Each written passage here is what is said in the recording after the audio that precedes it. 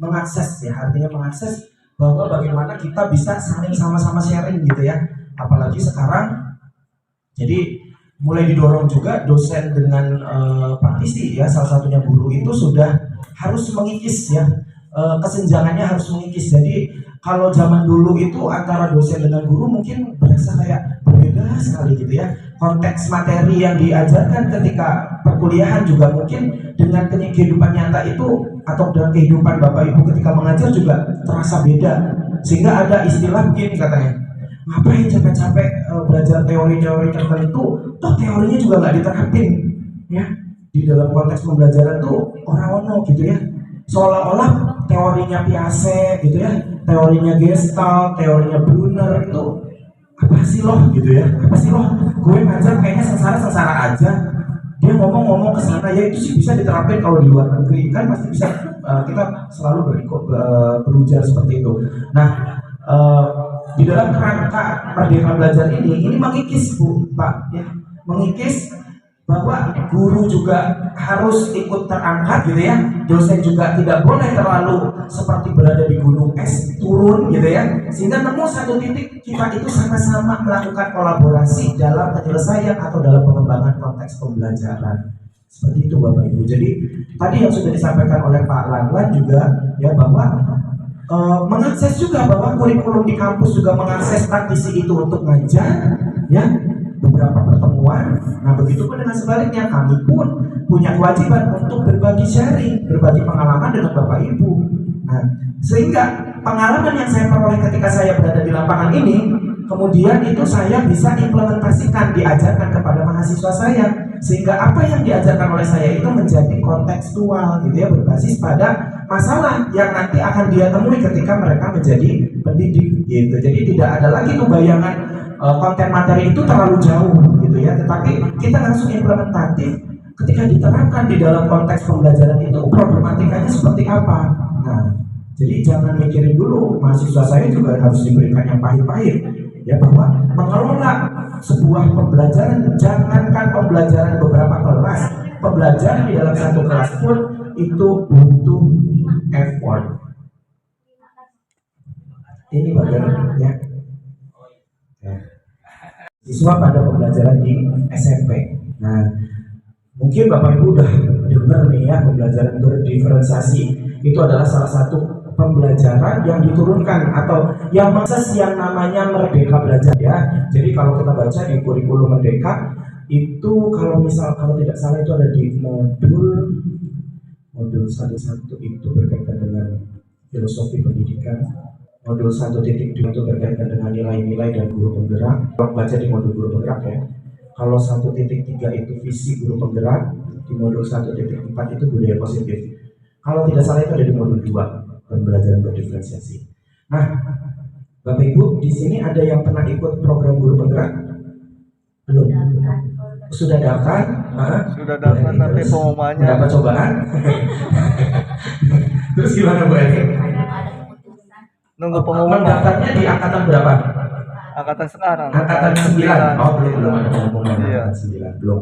Karena pengajar praktiknya juga belum ada pengumuman, jadi masih berjalan. Nah, semoga lolos ya Bu. Amin. Ya, semoga lolos menjadi guru-guru penggerak baru ya, yang mampu menggerakkan nanti menjadi sumber inspirasi rekan-rekan di SMP 4 ini. Nah, kebetulan Bapak Ibu saya juga masuk berkecimpung di dalam program guru penggerak juga, tapi saya bertugas sebagai pengajar praktik. Saya mendampingi 5 guru di 5 sekolah berbeda. Kebetulan area tugas saya ada di Kota Cirebon. Jadi saya bertugasnya di Kota Cirebon. Nah, dari program guru penggerak ini memang banyak sekali ya. Ini banyak sekali konten materi yang disajikan berkaitan dengan implementasi kurikulum Merdeka ya.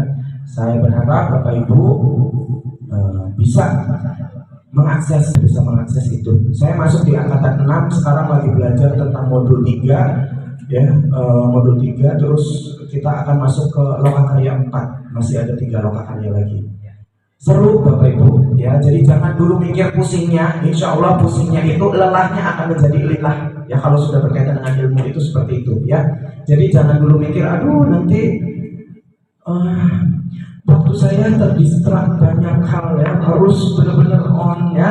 Tapi jangan jadi beban, tapi harus menjadi motivasi. Itu adalah wahana kita untuk belajar ya Bapak Ibu, harapannya seperti itu Pak. Tapi guru penggerak itu kan diperuntukkan untuk guru-guru yang ingin menjadi kepala sekolah ya. Sebetulnya inisiasinya ya Bapak Ibu, guru penggerak itu bukan hanya untuk sebagai kepala sekolah ya, tetapi pada intinya adalah itu sebagai motor ya dalam implementasi kurikulum merdeka ya. Motornya kan harus dipasang beberapa motor ya di dalam beberapa sekolah. Nah, kemarin saya di kegiatan di SD Negeri 1 Lojikobong 1 ya. Nah, informasinya katanya di daerah Sumberjaya itu, Kecamatan Sumberjaya, belum ada yang menjadi guru penggerak gitu ya. Nah, harapannya nanti di angkatan 9 ini sudah ada ya, sehingga itu bisa menjadi pemicu semangat teman-teman semua. Oke.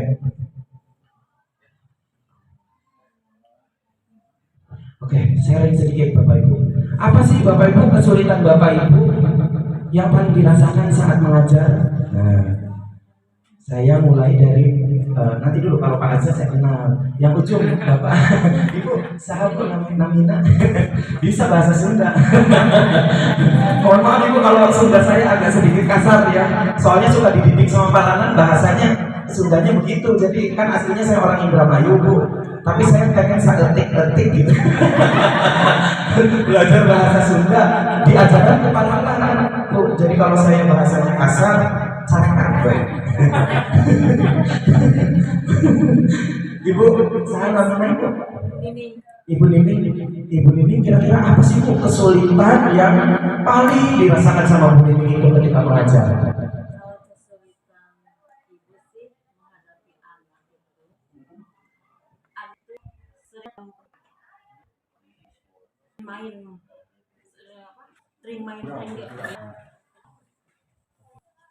Terus kalau sudah terjadi itu kira-kira ngapain? Ngeri juga ya. Betul sih, kalau mungkin saya di tempatnya jadi Bu Nining juga kalau bertahu terus ya Bu ya, apalagi kesel, emosi gitu ya, akhirnya marah-marah ya Bu ya, anak ya kita ya gitu sebelahnya Ibu Ella, kira-kira kalau Ibu apa sih kesulitan yang paling dirasakan sama Ibu saat mengajar? Kalau ketika di jam terakhir, Anak itu udah mulai bosen. Benar sih Bu. Jadi pikirannya udah nggak tahu kemana. Pakai metode ini yang saya sudah atasi. Paling ya pakai metode apa sih, sambil bermain ke role play. Soalnya udah jam terakhir, biasanya anak itu susah untuk belajarnya. Jadi sudah kelelahan atau sudah kecapean atau melihat situasi kalau kondisinya apalagi panas. Jadi kita kan di tengah sawah, jadi si anak itu bermacam-macam. Menguap lah ya Bu bahasa ininya ya. Bosen. Oke, mungkin karena memang kalau udah semakin mendekati masa dia pulang sekolah itu memang sinyal di rumah itu lebih kencang Bu, untuk menarik gitu ya, magnetnya kencang, maka memang membuat anak itu semakin fokusnya semakin kurang. Nah, iya betul. Nah, problemnya salah satunya itu ya Bapak Ibu mungkin yang dirasakan di sini. Kira-kira bagaimana sih cara Bapak Ibu dalam menyelesaikan setiap kendala dalam pembelajaran? Ya, kalau bukan dalam konteks pembelajaran tadi sudah disinggung oleh Pak Lala, sifatnya dinamis sehingga permasalahan yang dihadapi di kelas juga dinamis juga ya. Tahun ayeuna ya dapat muridnya bager gitunya. Tapi tahun depan belum tentu ya, ada bervariasi juga. Hari ini anak-anak saya ajarin itu langsung menyerap ya, tanpa harus mengeluarkan tenaga keringat ya. Tapi beda lagi gitu ya. Nah, jadi selalu permasalahan di dalam konteks pembelajaran itu sangat-sangat dinamis sekali. Nah, sehingga bagaimana kita sebagai seorang guru ini mengatasi setiap kendala yang ada di dalam kelas ya. Ya Bu Nining, meskipun kadang emosi sedikit, marah, ngamuk kayaknya. Sampai gebrek-gebrek iya tuh Bu. Sampai lempar papan tulis. Bahaya. Lempar papan tulis mana tadi Bu? Bertanya. Kade ini isi murid curhat sama kayak Ini mah boleh boleh ya. Alhamdulillah.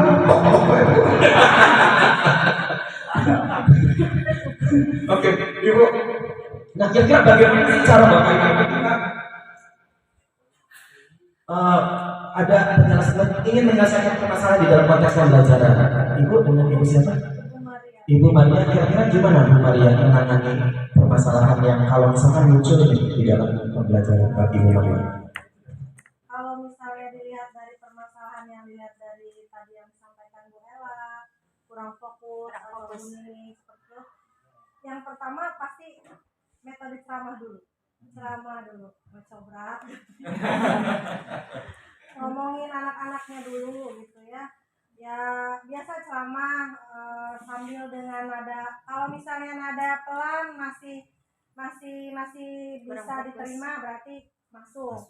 Tapi biasanya memang laki-laki tetap aja gitu, walaupun kita ngomong panjang ngalor ngidul gitu, panjang lebar ngomongin nasihatin, masih ada yang ngobrol, ya itu tadi dengan nada yang lebih tinggi, kalau perlu berat meja.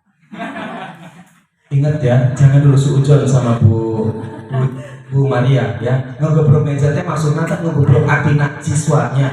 Meh dulu gitunya. Toro. Terus di pangeran harus menisian. Ada keluar tuh dia mah.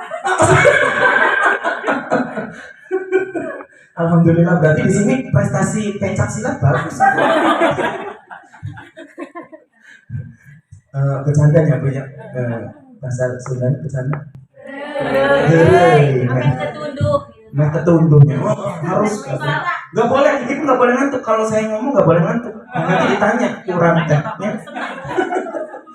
kurang maaf kurang. Nah, oke. Berarti tadi Bu Maria mencoba melakukan yang namanya tindakan pedagogis dulu katanya, ya. Coba kita deketin, ya, dari hati ke hati. Ya. Kalau hatinya masih belum bisa diketuk, ya, baru tuk bro. Nah, gitu kan? Ibu kan kalau buka tamu kan gitu kan, tuk-tuknya pakai ini dulu awalnya Bu, tuk kalau bertamu. Nah, yang punya rumah agak nyaut nih, bro kan? Bro agak keras, ya.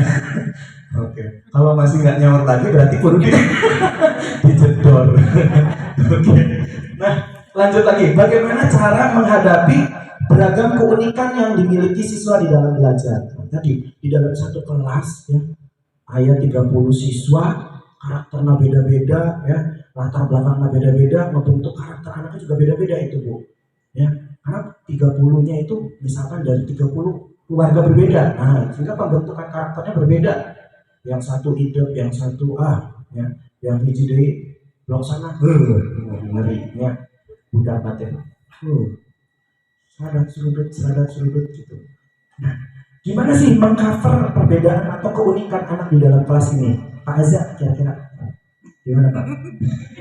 Nah, itu syuting kurang terus Pak.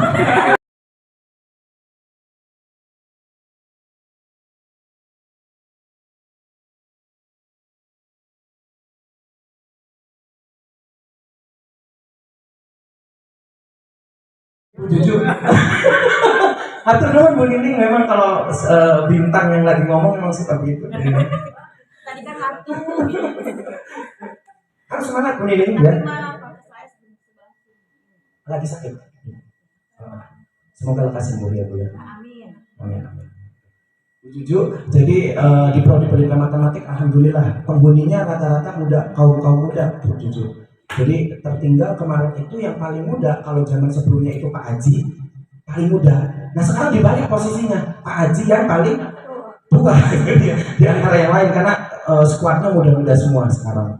Jadi di prodi pendidikan matematik, kalau Ibu Juju ke sana, berasa kita semuanya adik-adik, bahkan anak-anak Bu Juju gitu ya. Anak-anak. Terutama saya, kalau saya anak bungsu. Ya, jadi Bu Juju nanti kalau kapan-kapan ada waktu main ke Yasika ya, kami insya Allah senang ya menjalin tali silaturahim. Oke. Bapak Ibu, ya ini yang harus salah satu hal yang Bapak Ibu tahu, bahwa menurut teori kecerdasan ya, multiple intelligence ya, teori kecerdasan majemuk yang dijelaskan oleh Gardner ya, bahwa setiap orang itu pasti, kata beliau gitu ya, dalam penelitiannya beliau mengatakan bahwa setiap orang itu pasti memiliki minimal satu ya jenis kecerdasan. Jadi anak didik Bapak Ibu ya, berdasarkan teori kecerdasan ini dia pasti minimal ada satu jenis kecerdasan. Beliau menjelaskan ada kalau tidak salah 9 kecerdasan ya. Ada kecerdasan musikal ya, ada kecerdasan kinestetik, ada kecerdasan visual spasial ya, ada kecerdasan naturalis, ada kecerdasan logis matematis ya, ada kecerdasan eksistensial, kemudian interpersonal ya, verbal linguistik. Mungkin Bapak Ibu juga sering nemuin kalau belajar matematik ya, anak ini susahnya minta ampun, tapi ternyata dia itu punya keahlian lebih ya, punya kecerdasan lebih dalam ilmu bidang seni musik misalkan ya. Saya pernah nemuin itu siswa yang modelnya begitu Bu. Saya pernah ngajar anak SMP, kalau belajar matematik susah banget, nggak masuk-masuk. Saya ngajarin hari ini, besoknya lupa lagi ya, seperti air mengalir aja jadinya. Ilmu itu seperti air mengalir, nggak ada serat-serat sedikit pun yang nempel di dalam benak pikirannya ya. Dan kalaupun nempel itu memang benar-benar harus kita itu pelan sekali ya. Tetapi dia pun diberikan sama Tuhan ya kecerdasan yang luar biasa ketika membaca not balok Bu. Not balok yang serumit apapun di dalam memainkan keyboard itu dia bisa, mampu gitu ya. Itu dan belajarnya otodidak. Itu yang bikin geleng-geleng ya, bahwa wah ternyata memang dia kecerdasannya di bidang seni musik ya. Dia dari kecerdasan musikal. Nah, namun kan nggak mungkin juga ya kita itu mengajar itu sesuai dengan bakat dan minatnya itu, kita terus kemudian beda-beda ngajarnya. Kalau misalkan 9-9-nya ini kita cover gitu ya dalam pembelajaran, Pak, mau kapan saya selesainya ini belajar? Satu bab aja udah butuh berpuluh-puluh pertemuan misalkan, ya kan? Nah, di sini Bapak Ibu saya akan sedikit berbagi sharing.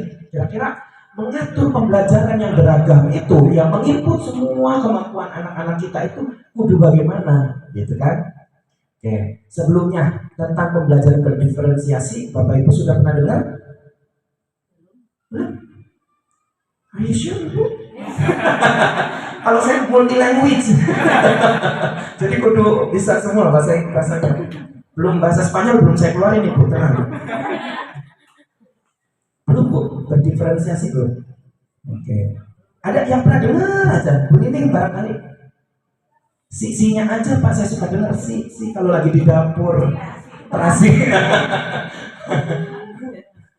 Ya, Ibu, berdiferensiasi belum pernah dengar ya. Tapi mohon maaf banget, di SMP 4 sudah menerapkan kurikulum merdeka?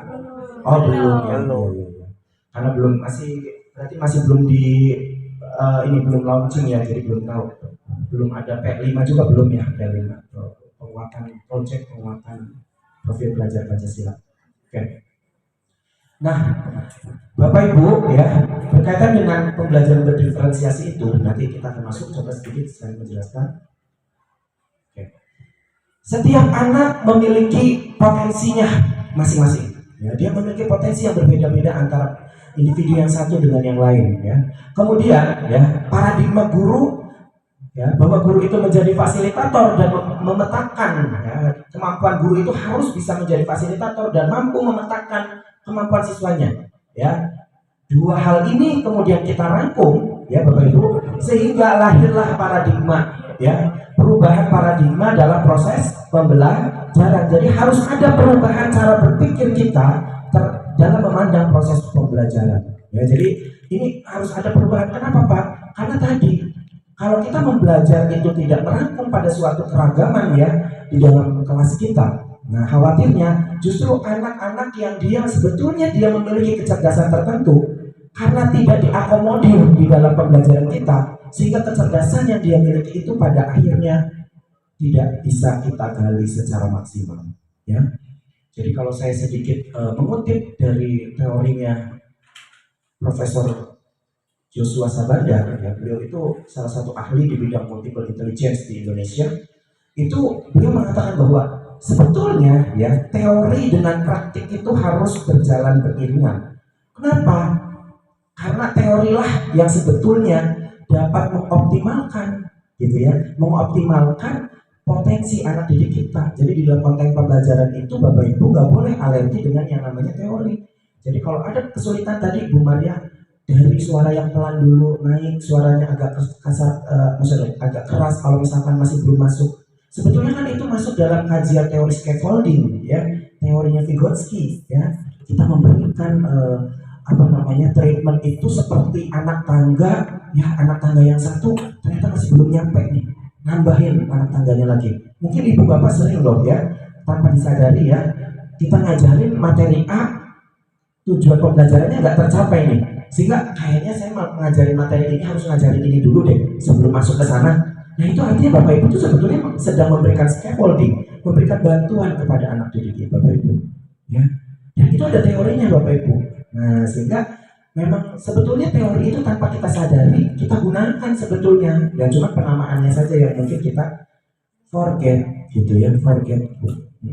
Nah, jadi perlu adanya pergeseran.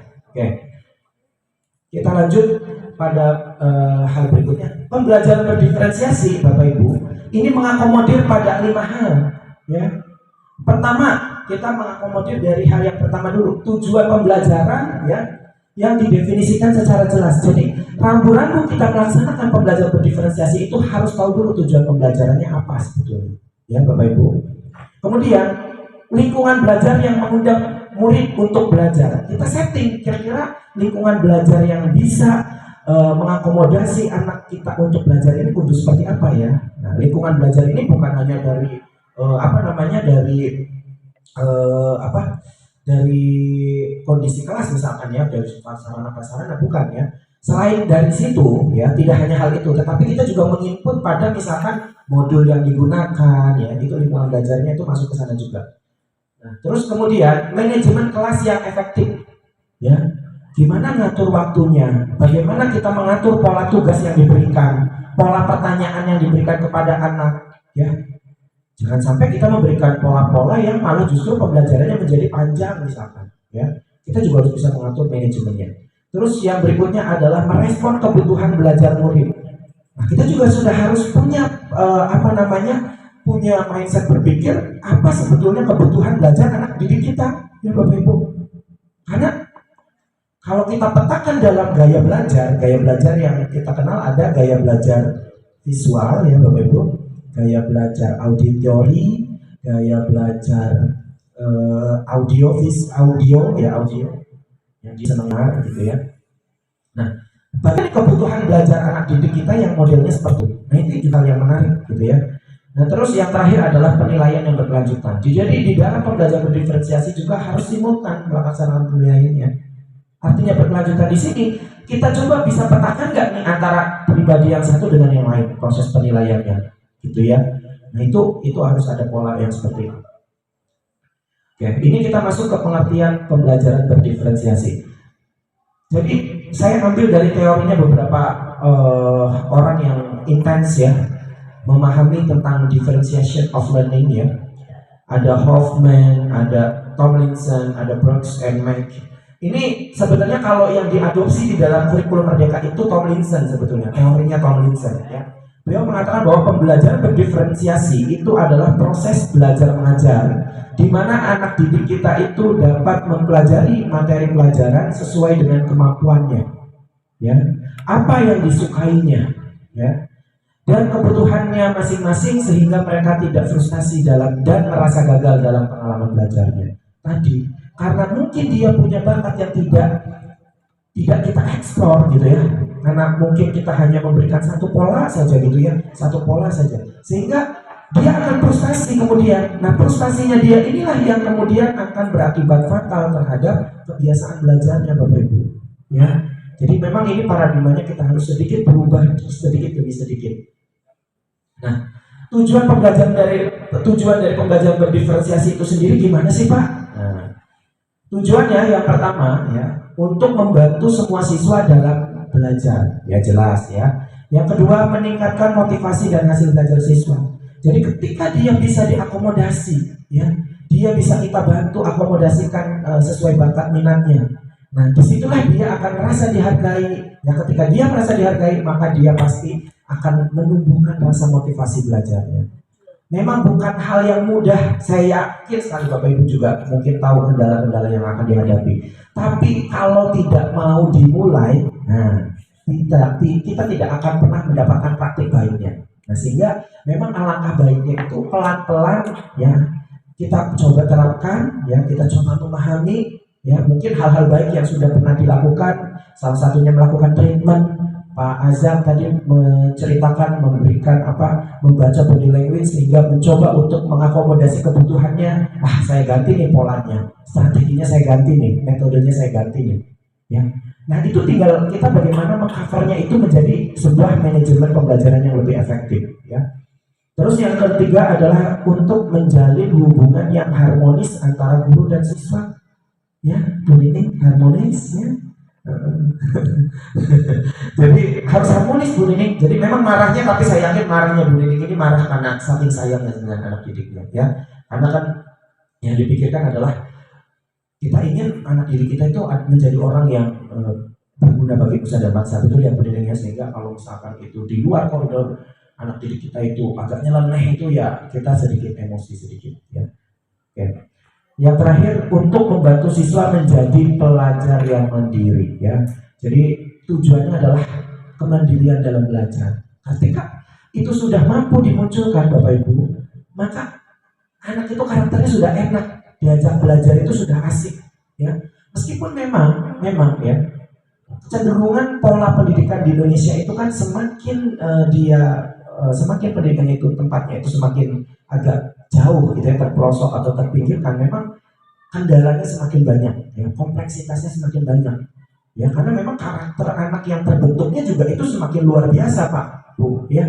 Jadi otomatis itu akan ngefek ke kesehariannya gitu ya, ke kesehariannya. Oke. Identifikasi kebutuhan siswa. Nah, cara mengidentifikasinya gimana?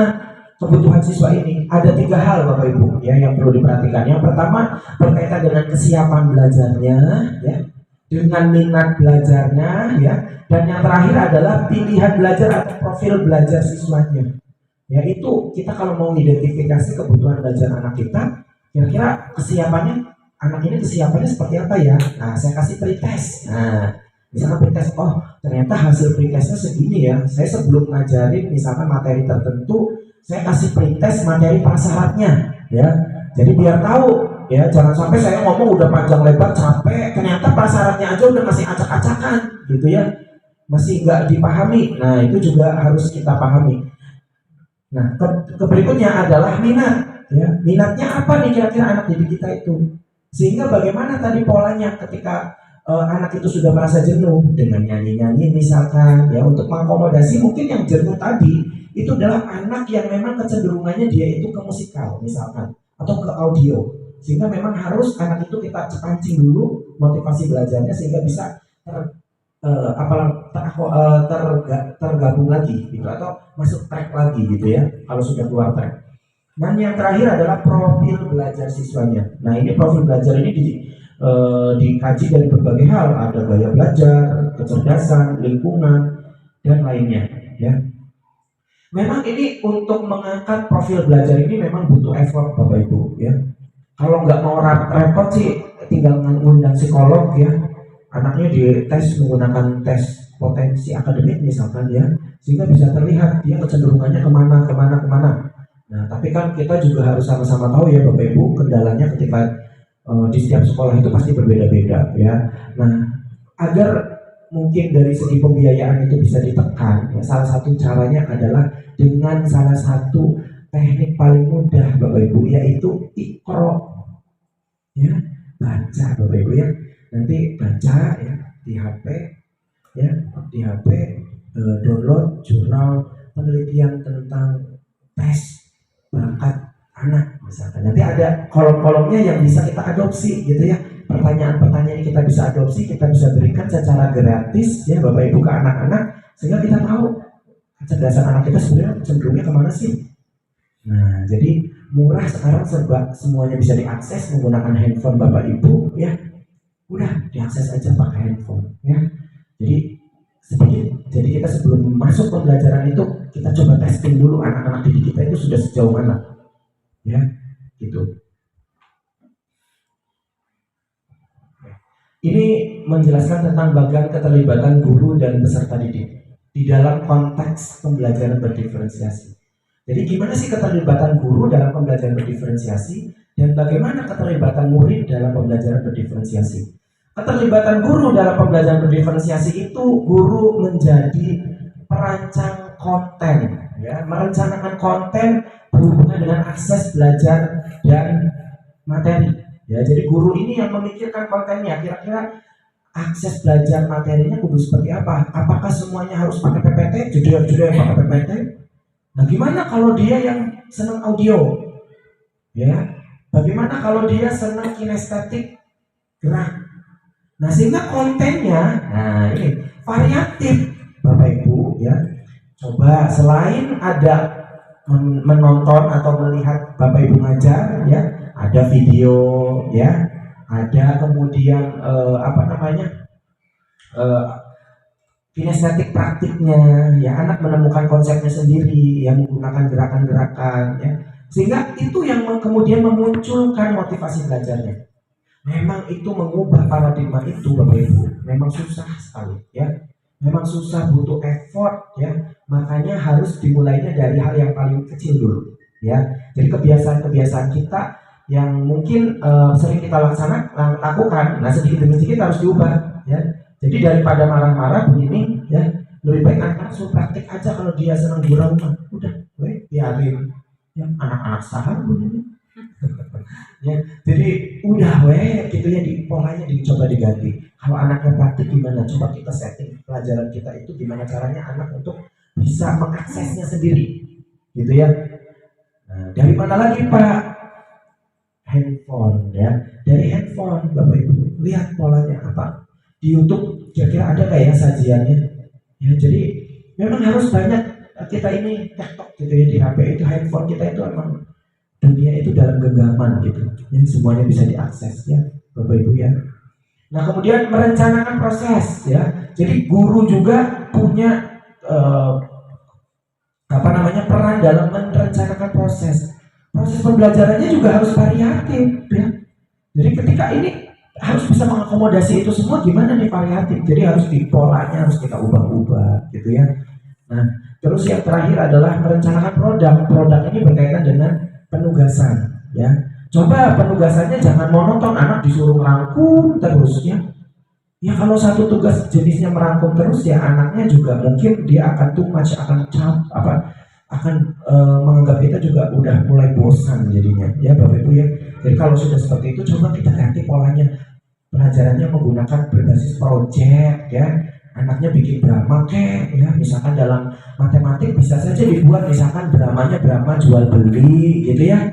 Jadi jual belinya itu selain itu tapi ada praktiknya, divideokan. Anak-anak rata-rata mungkin sudah ada handphone lah, salah satunya pasti punya. Nah, terus anak-anak itu tugasnya by project, ya. Kalau lagi belajar aritmatika, kita kasih konten untuk dia mempraktikkan langsung membuat drama jual beli, gitu Bapak Ibu. Itu akan mungkin lebih membuat anak juga polanya, oh iya ya, belajar matematik itu sebetulnya nggak cuma hitung rumus gitu, Bu Juju. Jadi memang ada pola-pola tertentu yang bisa kita explore, gitu ya. Atau coba bikin poster. Nah, anak-anak kan sekarang pakai handphone canggih, Canva, ada apa. Dan saya yakin anak didik kita akan jauh lebih. Jadi dia juga selain handphone itu kemudian mendapatkan dampak yang negatif, tapi ketika kita lebih banyak memberikan drill kepada anak didik kita hal-hal yang positif, akhirnya dia memahami bahwa lebih banyak manfaatnya daripada enggak bermanfaatnya. Ya, justru didikannya harus dari kita juga. Kan tidak mungkin juga perkembangan zaman itu kita stop tuh. Tetap aja anak itu main handphone meskipun kita larang-larang, ya. Sehingga kitanya yang harus bisa ngatur polanya agar handphonenya itu kita ajarkan kepada anak bahwa penggunaan handphone itu sebetulnya banyak manfaatnya. Ya, salah satunya kita memberikan tugas-tugas yang lebih memancing bahwa dia harus dieksplor, gitu, ya. Nah, terus keterlibatan peserta didik kita. Nah, misal satu itu berkaitan dengan yang pertama kesiapan belajar, yang kedua minat belajar, dan yang terakhir adalah profil belajar yang sudah dijelaskan sebelumnya. Oke, nah tadi ya guru punya tugas menyiapkan konten, sehingga konten ini diferensiasi dalam bahasa harfiahnya, diferensiasi itu perbedaan ya. Berarti butuh adanya perbedaan konten ya. Nah, perbedaannya seperti apa? Misal isinya berkaitan kurikulum dan materi, ya gurunya melakukan modifikasi ya, dan pembelajarannya berdasarkan gaya belajar, kondisi dan kemampuan siswa. Jadi kontennya juga coba harus lebih variatif, berbeda-beda. Jadi jangan terlalu monoton kontennya, ya Bapak Ibu. Mungkin ini sudah dijelaskan sebelumnya. Di proses juga kurang lebih tadi yang sudah saya jelaskan. Oke, implementasinya ya. Dalam mengimplementasikannya, yang pertama adalah melakukan yang namanya asesmen pembelajaran berdiferensiasi, Bapak Ibu. Ya, kita melakukan asesmen dulu, kita melakukan proses penilaian, evaluasi dulu terhadap pembelajaran berdiferensiasi, mampu nggak? Kira-kira bagaimana setelahnya kalau misalnya diterapkan di dalam kelas kita? Ini juga perlu kita tinjau, ya. Terus baru kita merancang pembelajaran berdiferensiasinya. Kira-kira seperti apa nih pembelajaran yang meliputi keberagaman anak didik, ini seperti apa caranya. Kemudian yang terakhir adalah memulai ya. Jadi setelah kita rancang ya harus kita implementasi ya Bapak Ibu. Nah, tapi ini memang ada problematika. Kalau misalkan Bapak Ibu melihat ya tadi sekilas dari pembelajaran berdiferensiasi, pembelajaran yang meliputi keberagaman ya, dari segi yang perbedaan. Nah kira-kira pasti kan ada problematika juga itu ya pada permasalahan yang kemungkinan bisa terjadi. Kira-kira kalau dibayangkan dengan pembelajaran berdiferensiasi ketika bisa diimplementasikan di SMP 4 Sumberjaya ini, apa kira-kira yang mungkin bakal jadi masalah? Coba saya mau nanya dengan Ibu siapa Bu? Bu Titi. Kira-kira Bu Titi gimana? Kalau pembelajaran berdiferensiasi ini diterapkan di SMP 4, kira-kira akan menimbulkan permasalahan yang seperti apa sih? Gitu. Kalau bayangan Bu Titi sendiri. Contohnya apa? Hah? Pembelajaran contohnya. Contoh pembelajaran berdiferensiasi itu kan contohnya pembelajaran berdiferensiasi ini pembelajaran yang meliputi keberagaman anak ya, sehingga pembelajarannya menjadi pembelajaran yang bisa mengakomodasi semua potensi-potensi anak didik kita.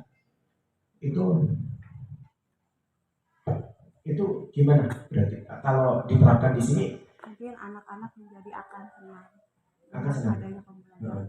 Nah kalau dampak ke gurunya nanti seperti apa Bu?